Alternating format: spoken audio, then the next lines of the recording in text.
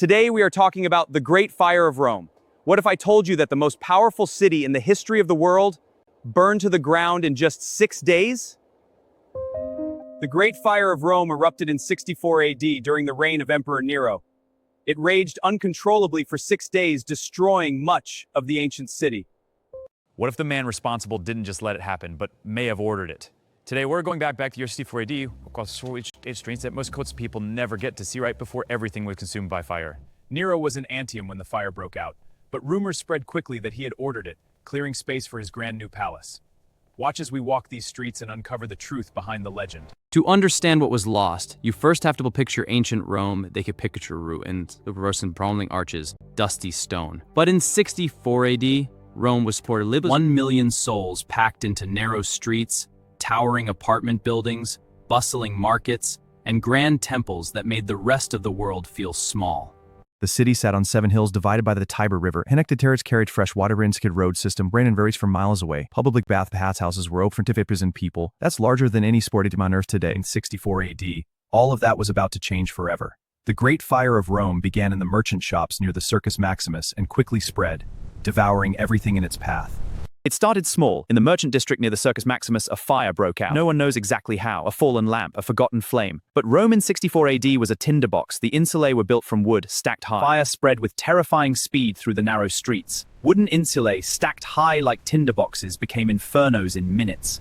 With no organized fire brigade, Rome... Within hours, the fire had jumped from the merchant quarter and was tearing through entire neighborhoods. Families abandoned everything they owned. The screaming, the smoke, the Turians described it as a vision of the underworld made real. People fled with nothing. Families abandoned everything they owned. The screaming, the smoke, the heat. Ancient historians described it as a vision of the underworld made real. 6 days, when it was finally brought under control, 10 of Rome's 14 districts had been touched by the flames. 3 were completely obliterated. Thousands were hundreds of thousands gets darker.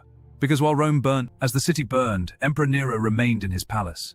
Accounts from the time claim he climbed to the highest point and watched the flames devour his capital, while singing verses from a tragedy about the burning of Troy. Now, you've probably heard the phrase, Nero fiddled while Rome burned. But here's what most people don't know. The fiddle hadn't even been ahead. It was far more disturbed, yet he recounts that Nero watched the rock sitting by Troy.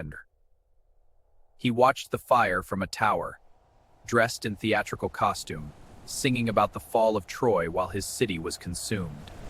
And then, the rumor that Rome shook to its core. Many Romans believed Nero visited central Rome to build his dream palace in the Dharma section of golden lows. Nero did everything, as of course stretched the garden sides to the gods. But suspicion never died.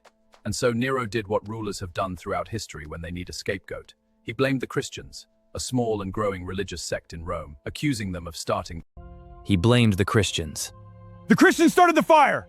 A small, misunderstood religious group in Rome, already viewed, were accused of starting the fire. Hundreds were arrested. Hence, the Christians started the fire! A small, misunderstood religious group in Rome, already viewed with suspicion, were accused of starting the fire. Hundreds were arrested. After the fire, Nero rebuilt Rome, and he did it magnificently. New building codes were introduced. Stone replaced wood. Streets were widened. Fire breaks were built between structures. His golden house. The new Rome was safer, more organized, and in many ways more beautiful than what had come before.